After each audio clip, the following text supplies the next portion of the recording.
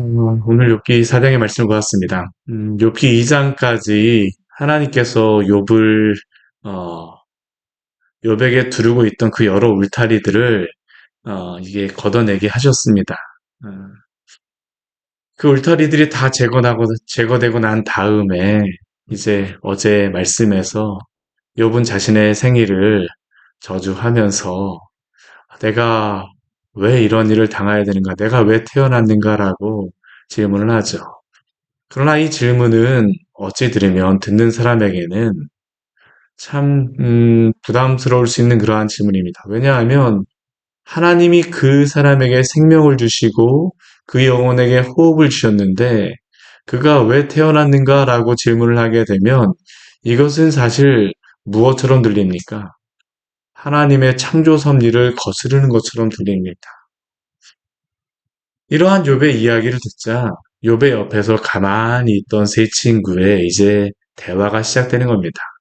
그것을 듣고 욥의 친구들이 가만히 있을 수가 없었던 것이죠. 이게 바로 욥과 그 친구들과의 대화의 시작입니다.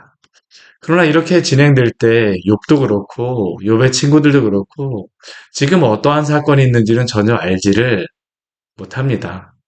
그저 지금 일어난 현상만을 가지고 판단하고 있을 뿐입니다. 욥은 자신의 그러한 억울함을 이야기하는 거고 욥의 친구들은 욥에 대하여서 그가 무엇인가 문제가 있구나라고 생각하고 하나님께 회개하며 돌아오라고 촉구하는 말씀이 이제 이후의 말씀에 보게 되면 계속적으로 이어지고 있습니다. 오늘 1절 말씀을 보게 되면 대만 사람 엘리바스가 욥에게 이야기를 하죠. 이 엘리바스 같은 경우는 지혜자입니다. 이 대만은 에돔에 속한 지역으로 이 에돔은 대대로 지혜자가 있었다라고 성경에도 보면 나오는 그러한 지역입니다. 그리고 엘리바스가 가장 먼저 말하는 것으로 보아서 이 세 명의 친구 가운데 가장 연장자이며 가장 인정받는 사람이 바로 이 엘리바스였던 것 같습니다. 근데 이 엘리바스뿐만 아니라 사실은 욥도 그러한 지혜자였습니다. 우리 뒤에 말씀해 보게 되면 엘리바스가 오늘 욥에게 이야기하는데요. 욥에게 충고하는 말이 있습니다. 그 충고가 무엇일까요? 너가 예전에 말하였던 것을 기억해보라입니다. 우리 2절 말씀 보게 되면 내가 예전에 말했던 거 누가 실증되었느냐? 누가 참고 말하지 아니하였겠느냐? 욥이 말하였던 것을 지금 기억해보라고 이야기합니다. 너가 전에 여러 사람을 훈계하였었고 손이 늘어진 자, 힘이 없는 연약한 자를 강하게 하였었고 넘어지는 자를 말로써 붙들어 주어서 그로 하여금 일어날 수 있도록 하였었고 무릎이 약한 자를 강하게 하였거늘. 참 넘어지는 자를 붙들어주고 무릎이 약한 자를 강하게 하였던 사람이 누구입니까? 욥입니다. 욥. 욥이 그러한 일을 하였습니다. 심한 영혼에게 힘내라고 이야기를 하고 따끔하게 훈계가 필요할 때에는 훈계하였던 사람이 누구입니까? 욥입니다. 그런데 지금 엘리바스가 욥에게 질문하는 겁니다. 아니, 너가 지금까지 그렇게 훈계하고 그렇게 힘을 주고 그렇게 격려하고 그렇게 말하였던 사람인데 너가 그러한 일을 당하게 되니 어찌하여서 너가 힘들어하고 내가 놀라는가? 우리 6절 말씀해 보게 되면 엘리바스가 욥에게 이야기하죠. 우리 같이 한번 읽어볼까요? 내 경외함이 내 자랑이 아니냐? 내 소망이 내 온전한 길이 아니냐? 욥이 정말로 이렇게 살았습니까? 안 살았습니까? 이렇게 살았어요. 성경이 인정하는 그러한 사람입니다. 우리 욥기 1장 1절 말씀해 보게 되면 무엇으로 시작합니까? 그 사람은 온전하고 정직한 하나님을 경외하며 악에서 떠난 자라고 성경은 말씀하고 있습니다. 하나님도 그렇게 인정하였었죠. 주변의 사람들이 그렇게 인정합니다. 내 경외함이 내 자랑이 아니더냐? 내 소망이 내 온전한 길이 아니더냐?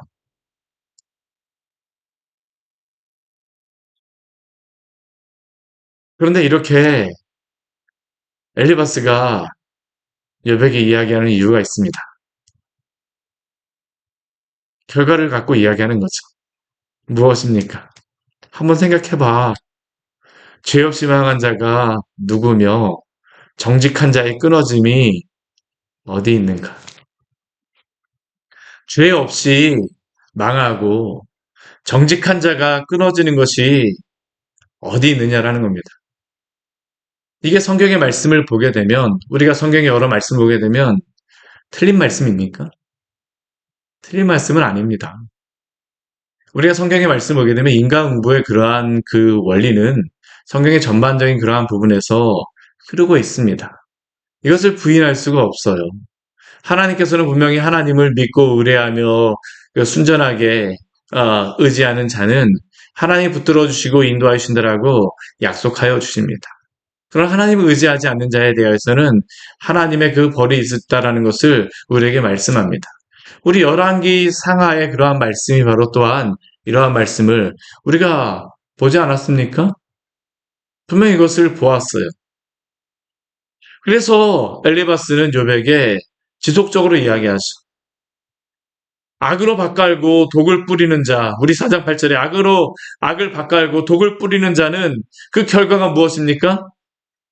그대로 거두나니 콩 심은데 콩나고 팥 심은데 팥난다라는 겁니다. 일반적인 진리입니다. 틀린 그러한 말씀은 아닙니다. 악을 밭갈고 독을 뿌리게 되면 당연히 거기서 그대로 그러한 것들을 걷는 일들이 벌어지게 되겠죠. 그러한 자들은 하나님의 있기운에 멸망하고 흑김에 사라지느니라. 일반적인 그러한 원리에서는 이것이 맞습니다. 이러한 자가 아무리 힘이 있어서 사자같이 울고 뭐 한다 할지라도 하나님께서 그러한 자를 어떻게 하실까요? 그 사자의 소리 같은 그 소리를 그치게 하시고 이도 부러뜨리시고 사냥할 것이 없어서 죽어가고 암사자의 새끼가 흩어지게 하는 일들이 벌어지게 됩니다. 이 엘리바스의 말은 다 어떻습니까? 하나하나 틀리다라고 우리가 부정할 수가 없는 겁니다. 그렇죠? 이 엘리바스는 자신의 그러한 이야기를 더 공고하게 하기 위하여서 한 가지의 그러한 자신의 경험, 체험을 추가합니다. 오늘날에도 그렇죠. 오늘 이 엘리바스의 그러한 말을 보게 되면 한편에 어떠한 능력 있는 설교처럼 보이기도 합니다. 실제로 그래요. 오늘 그 12절서부터 우리 그 뒤에 17절까지 한번 말씀을 보십시오. 엘리바스는 자신이 그 하나님 앞에서 신비한 체험을 하였다라고 이야기합니다. 어떤 말씀이 자신에게 가느다란 소리로 들려요. 흡사 엘리야가 하나님의 세미한 음성을 들었던 것 같이 자신도 이 하나님의 세미한 음성을 들었다라는 겁니다. 자신이 깊은 잠이 들려고 할 때 환상을 보았습니다. 생각이 번거로울 때에 하나님의 그 환상이 자신에게 있었다는 겁니다. 두려움과 떨림이 이 환상이 있을 때 자신에게 있습니다. 이런 하나님의 임재, 하나님의 경험을 할 때에 뼈마디가 흔들렸습니다. 우리가 성경의 여러 말씀을 보게 되면 선지자들에게 하나님이 나타나셨을 때에 공통적인 현상이 뭐냐 하면 선지자들이 자신의 몸에서 힘이 쫙 빠지는 것을 느낍니다. 왜냐하면 거룩하신 하나님 앞에 죄인이 서 있을 수가 없기 때문이죠. 자신이 그렇다라는 겁니다. 자신의 그러한 신비한 체험에서 이러한 것이 있었다라고 합니다. 그때 영이 내 앞으로 지나갑니다. 내 몸의 털이 쭈뼛합니다. 진짜 어떤 신비한 체험을 하는 것 같죠. 그러한 가운데에 한 음성을 들었다라고 이야기합니다. 그 들은 음성이 무엇입니까? 우리 17절 말씀 같이 한번 읽겠습니다. 사람이 어찌 하나님보다 의롭겠느냐? 사람이 어찌 그 창조하신 이보다 깨끗하겠느냐? 이 말씀이 진리이신 줄 믿으십니까? 진리입니다. 우린 부인할 수 없어요. 모든 사람은 다 죄인입니다. 성경에 분명히 말씀하고 있는 것이 바로 이것이죠. 누가 하나님 앞에서 자신을 의롭다 하겠으며 어떠한 사람이 창조하신 그 하나님보다 자신을 거룩하다 하고 깨끗하기도 하겠습니까? 누구도 그럴 수가 없습니다. 아무리 깨끗한 자라 할지라도 하나님 앞에서는 죄인이죠. 하나님 앞에서는 그의 종이라 할지라도 그의 아무리 그 믿음이 흠이 있는 것처럼 보일 수밖에 없고요. 그가 아무리 천사라 할지라도 미련하다 할 수밖에 없습니다. 왜냐하면 하나님 앞에서 모든 피조물은 그러한 존재이기 때문입니다. 하물며 인생이겠습니까? 우리 인생은 어떠한 인생일까요? 안개와 같다라고 우리 성경에서 말씀하는데 오늘 욥기 엘리바스는 또 우리에게 너무나도 아름다운 그러한 말씀으로써 우리 인생이 어떠한 존재인가를 우리에게 말합니다. 흙집에 살며 티끌로 털을 삼. 하나님이 사람을 흙으로 창조하셨는데 티끌과 같이 흙먼지와 같은 것으로서 하나님이 만드셨는데 그것이 바로 우리의 터입니다. 우리의 집입니다. 우리 인생이 아무리 좋은 옷을 입고 아무리 좋은 곳에 살고 아무리 좋은 것을 먹었다 할지라도 하나님이 그 코끝에 호흡을 걷어가시게 되면 무엇이 남을까요? 흙으로 인생은 흙으로 들어갈 수밖에 없습니다. 이게 인생입니다. 하루살이 앞에서라도 무너질 자이라고 이야기합니다. 하루살이가 하루를 산다라고 하지만 살아있는 하루살이 앞에서 이 진흙과 같은 그러한 인생이 무엇이 낫다라고 말할 수가 있겠습니까? 아침과 저녁 사이에 부스러져 가루가 되는 것이 바로 인생이죠. 아침에 우리가 호흡이 있다라고 하여서 저녁까지 그 호흡이 이어질 것이라고 누구도 장담할 수가 없습니다.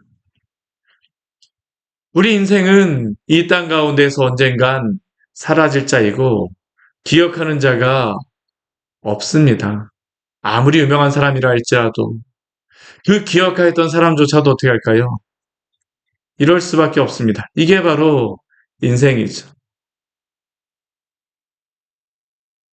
누가 하나님 앞에서 그 지혜를 가지고 대할 수가 있겠습니까? 오늘 이 엘리바스의 이러한 말씀은 아까도 말씀드렸던 것 같이 한편의 아름다운 설교입니다. 결코 틀린 말은 아닙니다. 인간의 죄성과 무력함, 성경의 말씀에 비추어 보게 되면 우리가 진리가 아니라고 말할 수 없습니다. 우리 모두는 다 이러한 자입니다. 그런데 문제는 무엇입니까? 단순히 이 땅 가운데 우리가 이러한 모습으로 살아가고 있다 할지라도 지금 엘리바스가 이야기하는 것은 인과응보의 그러한 것을 원리를 이야기하는 것이죠. 죄에는 분명한 심판이 있다. 그러나 지금 이 결과와 현상은 우리가 해석을 할 때 항상 기억해야 될 것이 무엇이냐 하면 하나님의 그 큰 역사 안에서 우리가 생각을 해야지 단순히 일어나는 현상만을 가지고 1대1로 다 이것을 적용하면 안 된다라는 겁니다. 우리는 성경에서 많은 믿음의 사람들이 복음을 위하여 주의 영광을 위하여 믿음으로 살다가 초기와 같이 사라지는 것을 복원합니다. 정말로 불꽃과 같이 살다가 불꽃과 같이 사라지는 그러한 인물들도 우리가 볼 수 있지 않습니까? 하나님의 말씀을 위하여 하나님의 영광을 위하여 순교와 박해를 당하였던 그러한 믿음의 사람들이 하나님께 죄를 범하여 그렇게 순교와 박해와 고난을 당하고 있다라고 우리가 말할 수 있을까요? 아닙니다. 오히려 믿음으로 살아가기 때문에 당하는 많은 고난과 억울한 아픔이 있음을 우리는 기억해야 합니다. 주를 위하여 끝까지 수고하다가 불꽃과 같이 살아가는 사람들이 있습니다. 촛불과 같이 자신의 몸을 다 사르는 그러한 사람도 있죠. 예수님의 그러한 뒤를 따르기 위하여서 그 모든 것들을 다 바치고 헌신하였던 그러한 인물도 사랑하는 사람도 있음을 우리는 기억합니다. 그러한 가운데 때로는 실수도 있습니다. 잘못도 있을 수 있습니다.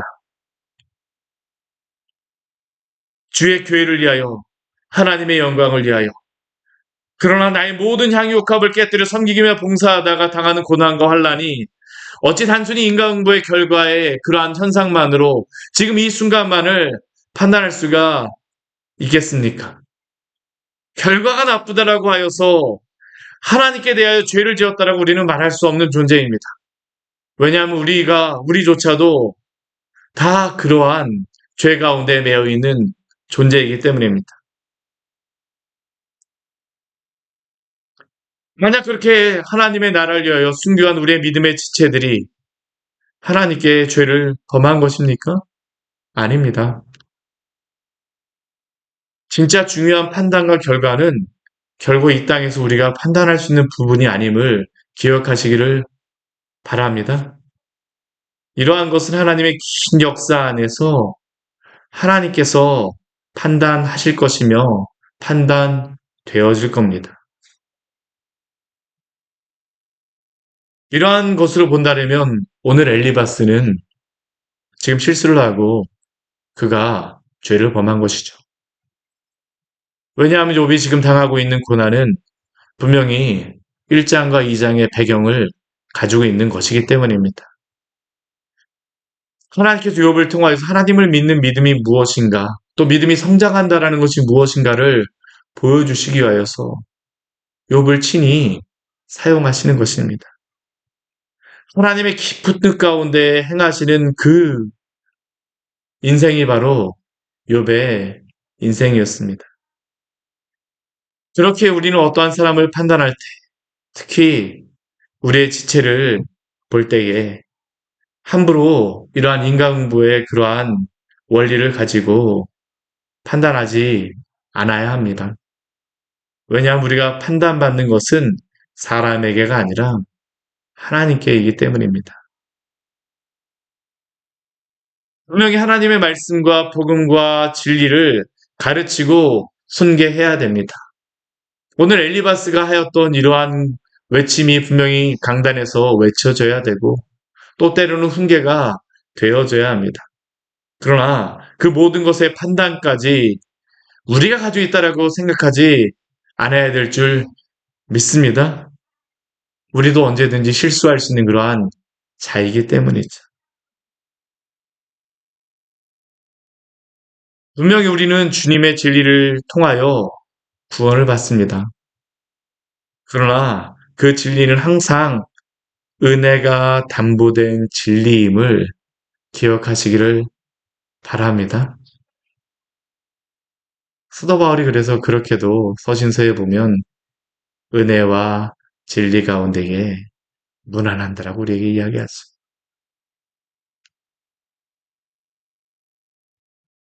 또한 오늘 말씀에서 우리가 한 가지 기억해야 될 사실은 방금 전에 말씀드린 것과 같이 우리가 구원을 받는 것은 결코 우리의 의로움 때문이 아닙니다. 하나님의 은혜로 우리가 구원을 받는 줄 믿습니다. 우리가 진리를 지킴으로 구원을 받을 수 없음을 기억하십시오. 나에게는 조그만 저울추를 올려놓고 나의 죄는 타협하고 용서하면서 우리의 지체에게는 들부와 같은 저울추를 올려놓고 그 죄의 무게를 판단하려고 해서는 안 됩니다. 누구도 행한 것으로서는 구원받을 수가 없습니다. 아무리 작은 저울추 무엇으로 가지고 판단한다 할지라도 하나님 앞에서 우리의 죄의 무게를 올려놓는다면 우리의 죄는 무엇처럼 느껴질까요? 얼마나 큰 죄악으로 보일 수밖에 없겠습니까? 근데 어떻게 우리가 구원을 받습니까? 우리가 어떻게 소망을 가집니까? 바로 우리 주 예수 그리스도의 그 은혜밖에 우리가 구원받을 수 있는 그 방법은 없는 줄 믿으시기 바랍니다. 오늘 이 말씀을 마무리하면서 한 말씀을 같이 읽기를 원해요. 우리 로마서 8장 32절 말씀 같이 한번 읽어볼까요?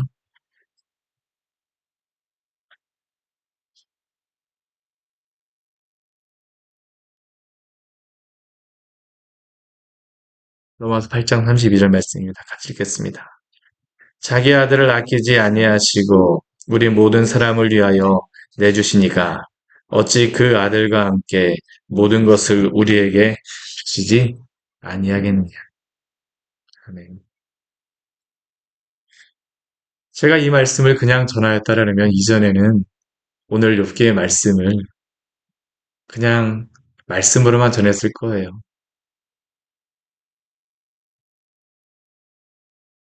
그러나 우리는 압니다. 정말 욥과 같이 믿음을 지키고 살아갔던 그런 사람들이 있다라는 것을요. 실제로 우리 교회 안에서도 우리 사랑하는 우리 지체, 우리 박상은 장로님 또 이렇게 사시다 가셨습니다. 누가 무엇이라고 말하겠습니까?